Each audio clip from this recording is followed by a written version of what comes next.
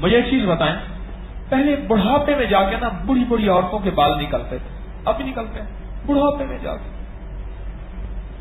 بوڑھی خواتین کے بال نکل آتے تھے، کوئی ایک آدھ، داڑھی نہیں، ایک آدھ۔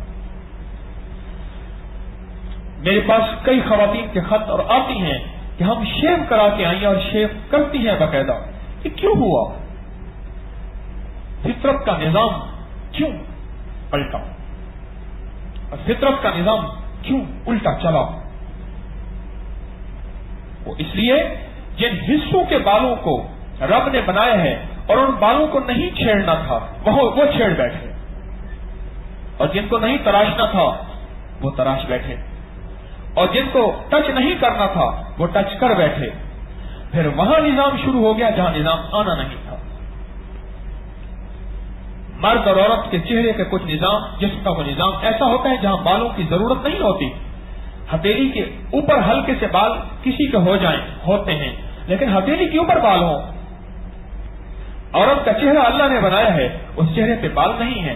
مرد کا چہرہ بنایا ہے، اگر بال نہ ہو تو مرد نہیں ہے۔ عورت جب بال ہو پھر وہ عورت ہے ہی نہیں۔ کیوں ہوا ایسا؟ میں سالہ سال سے یہ مشاہدات اور تجربات سوچ رہا ہوں۔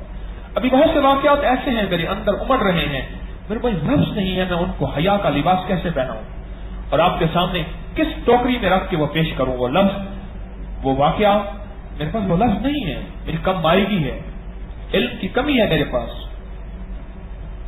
لفظوں کی کمی ہے میرے پاس۔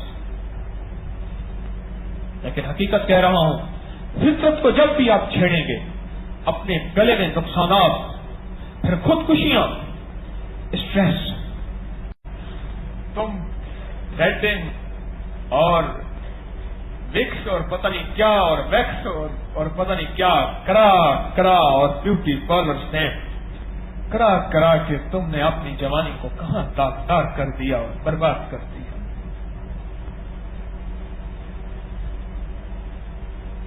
میں کہتا ہوں یہ میک اپ ہوتا نہیں، میک ڈاؤن ہوتا ہے۔ میک